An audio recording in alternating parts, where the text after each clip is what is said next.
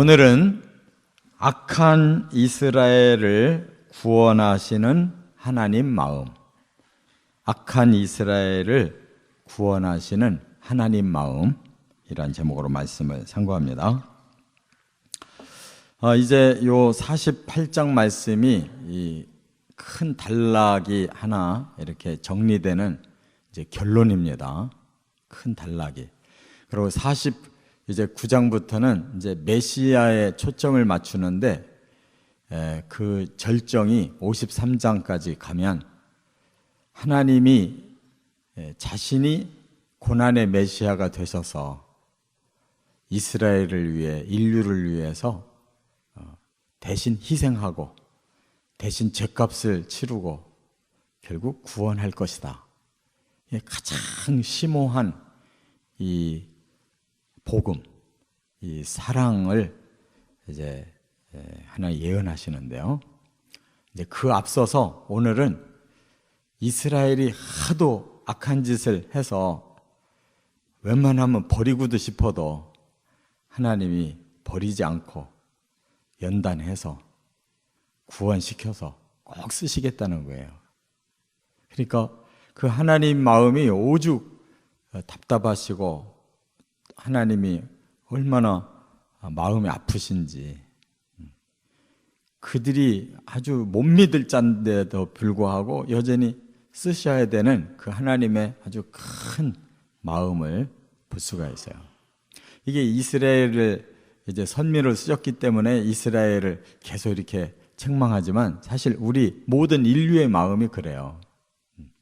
하나님이 구원시켜야 될 인류가 한결같이 그런 거예요. 하나님 앞에 너무 악한 거예요. 하나님 마음을 너무 몰라요.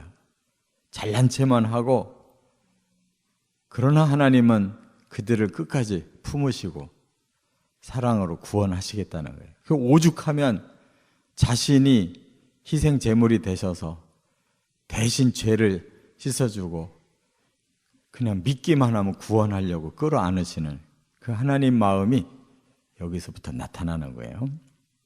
그래서 그들의 악함을 세 가지로 지적하시는데 이게 우리들에게서 그대로 보여지는 악입니다. 그럼에도 불구하고 우리를 사랑하셔서 용서하고 구원하시는 하나님 마음을 깨달으시기 바랍니다. 첫째는 여기 1절에 보면 진실과 공의가 없는 이스라엘 그랬어요. 두 가지 단어를 썼어요. 진실이 없고 공의가 없대요. 그런데도 그들은 너무 뻔뻔하게 자기들이 자부심을 가지고 있다고 그랬어요. 어떤 자부심이냐? 여기 보니까 이스라엘이라는 이름을 아주 그들은 자부심을 갖는데요.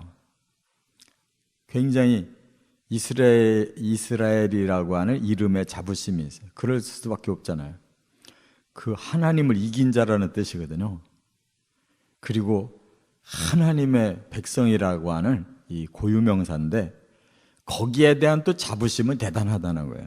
그리고 유다의 허리에서 나왔다. 이 말은 우리는 유다의 혈통을 타고났다. 메시아 혈통이다. 이런 또 혈통은 대단히 자부심을 갖는다는 거예요.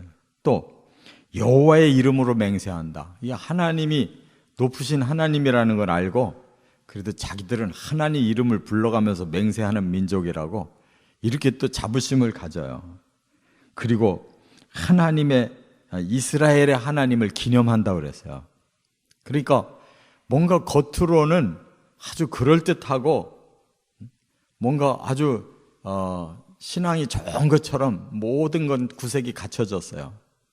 그런데 중요한 건 뭐냐면 진실이 없고 공의가 없대요. 이건 다른 말로 하면 거짓투성이고 불의투성이라는 거예요. 우리 사람들이 겉으로 보면 얼마나 젠틀하고 그냥 얼마나 멋있어요, 사람들이. 근데 조금만 들어가 보면 거짓말을 얼마나 잘하는지, 얼마나 불의한 짓을 많이 하는지, 우리 자신의 마음을 한번 좀 싹 이렇게 스캔을 해가지고 그거를 이렇게 볼 수 있다면 얼마나 흉악한지 몰라요. 뭐 거룩해 한 척하고 점잖은 척하고 의로운 척하고 막 세상에 뭐 법 없이도 살 수 있는 것 같이 보이는데 사람의 이 내면을 들여다보세요. 얼마나 악한가. 얼마나 순간순간 막 다른 사람에 대해서 분노가 일어나고 막 미움이 있고 어떻게 하면 저걸 한번 좀 거꾸로 때려볼까, 뭐 어떻게 하면 내가 보복할까, 뭐 하루에도 별별 생각들을 다 하고 살아요. 이게 행동으로 안 나타나서 다행이지 행동으로 나타났다 그러면 아주 이 세상 지옥일 거예요. 이게 바로 사람이라는 거예요. 하나님이 선민으로 끌어안고 쓰시는데 얘들이 도대체가 진실이 없고 도대체가 공의가 없다. 그거 어떻게 계속 쓰겠어요? 그런데도 끌어안고 쓰신다는 게 놀랍잖아요.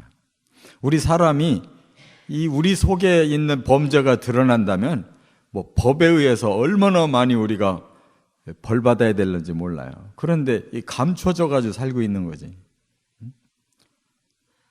어떤 사람은 그것이 들켜가지고 감옥 가는 거지 나머지 사람 뭐 의로워서 감옥 안 가고 사는 게 아니에요. 들킨 놈들은 다 감옥 가는 거, 안 들킨 사람은 떳떳한 척하고 사는 것뿐이에요. 이게 바로 사람이라는 거예요. 그게 바로 배후에서 우리 사람에게 공통적으로 지배하고 있는 사탄 짓이에요. 사탄의 특징이 뭐냐? 이 두 가지가 없어요. 진실이 없어요, 사탄은. 그냥 모든 걸 막 거짓으로라도 막 만들어내는 게 사탄의 방법이거든요. 이 세상 사는 방법이 그거잖아요. 거짓으로라도 그냥 내 물건 좋다고 팔아가지고 나만 돈 많이 챙기면 끝나는 거예요. 근데 나만 거짓에 속느냐? 나만 거짓말해도 통하느냐? 남들도 다 거짓말하니까 서로가 거짓말해가지고 서로가 나쁜 거 먹고 서로가 병들고 이러는 이게 세상이에요. 이게 지옥이지 뭐예요. 두 번째, 2절부터 4절에 뭘 이스라엘을 지적하셨냐? 완고한 이스라엘이라고 그랬어요. 완고한 이스라엘. 그러면서도 그들은 또 겉으로는 얼마나 헛된 자랑을 잘하는지 모르는데요. 자기 자랑은 또 너무 잘한다. 뭐라고? 우리는 거룩한 성 출신이다. 하나님이 우리를 거룩한 영역으로 이렇게 구별해 주셔서 우리는 거룩한 성에 사는 사람들이다. 또 우리는 하나님 의지하고 사는 사람이다. 그러니까 하나님 우리를 보호해 주신다는 거지. 늘 하나님 우리 보호를 해 주신다. 또 만군의 여호와를 믿는다. 하나님은 막 강한 하나님이다. 우리 하나님이 그렇게 세다. 또 하나님이 우리에게 모든 거 알려주신다. 이렇게 믿는다는 거예요. 그러니까 자기들 유리한 거는 다 자랑하고 실제로는 하나님이 원하는 건 하나도 행하지 않고 오히려 완고해가지고, 완고라는 말이 무슨 뜻이냐면 고집불통이라는 뜻이에요. 아주 똥고집이 그냥 얼마나 센지 지 마음에 원하는 대로만 하지 뭐 다른 말은 귓등으로 다 흘려버리는, 항상 지 고집대로만 가는, 일평생 변함이 없는, 이게 바로 사람의 마음이에요. 잘나지도 못하면서 굉장히 자기를 헛되게 드러내서 나 이런 사람이다. 평생 자기 자랑하려고 우리 사람들이 아주 그냥 허울에 덮여있는, 자기의 본 모습은 인정 안 해요. 허울의 모습으로 자기를 드러내고 살아요. 그럼 왜 그러냐? 고집이 세서 그래요. 자기 자존심이 강하고 자기 생각이 항상 훌륭하다고 생각해. 그렇기 때문에 하나님이 미리 예언을 주시고 성취케 하시는 것은 사람은 그걸 할 수가 없거든요. 미리 큰 소리 못 쳐요. 나중에 전혀 그게 안 이루어지니까. 그러나 하나님은 미리 말씀하고 나중에 그대로 이루어 주셔요. 그게 성경이거든요. 그래서 입을 막아놓는다 그 말이에요. 사람이 할 수 없는 그 일을 하나님이 하셔서 사람들이 입을 막는다는 거예요. 이게 얼마나 참 하나님이 안타까운 일이에요. 선민으로 들어 쓰시려고 이렇게 미리 예언을 주고 성취를 시키면 좀 알아듣고, 하나님밖에는 미래를 모르는구나, 우리는 겸손하게 말씀대로만 순종하고 살아야 되구나, 이걸 깨달으라고 하는 건데 헛된 자랑을 하는 거예요. 헛된 자랑. 세 번째, 5절부터 11절까지는 배신과 배역하는 이스라엘 그랬어요. 배신과 배역하는 이스라엘. 이게 얼마나 가장 큰 죄입니까? 하나님을 배신하고 하나님 하는 일을 반대로 뒤집어서 하는 배역. 이거 얼마나 악한 거예요. 그런데도 그들은 계속 하나님이 쓰시니까 자기들은 너무나도 당연한 선민이고 자기들은 축복받는 게 당연하고 그냥 뭐든지 당연하게 여긴다 그 말이에요. 그러나 중요한 거는 하나님이 쓰실 때는 복만 주시려고 쓰시는 게 아니라 사명을 감당하라고 쓰시는 겁니다. 하나님이 이스라엘을 괜히 쓰시는 게 아니에요. 하나님 일해달라고 선민으로 삼은 거예요. 근데 그들은 거기에 대한 특혜만 누리려고 하지 의무는 전혀 행하려고 안 해요. 우리도 솔직하게, 저도 목사지만 왜 목사가 됐느냐 물어본다면 겉으로는 하나님 위해 제가 헌신했습니다. 그러나 과연 헌신을 얼마나 했을까? 나를 위해 사는 시간과 하나님을 위해 사는 시간을 똑바로 구별해 본다면 과연 얼마나 하나님을 위해 내가 땀 흘리고 수고를 했을까? 그게 생각이 나요. 우리 사람들이 겉으로는 하나님 위해 산다고, 나 사명받은 사람이라고 이렇게 말하지만 그걸로 다 자기를 위해서, 자기 덕보고 자기 높이고 자기 위해서 다 거짓으로 사용을 한다고 할 때 얼마나 하나님 마음이 아프겠어요. 너희들 참 배신자구나. 나를 실컷 이용만 하고 나를 위해서는 하나도 일을 안 하는구나. 지금 그 말씀을 하시는 거예요. 그래서 하나님이 이제 이렇게 말씀해요. 내가 너희들도 모르는 일을 하나 할 거야. 내가 일단 너희를 구원할 거야.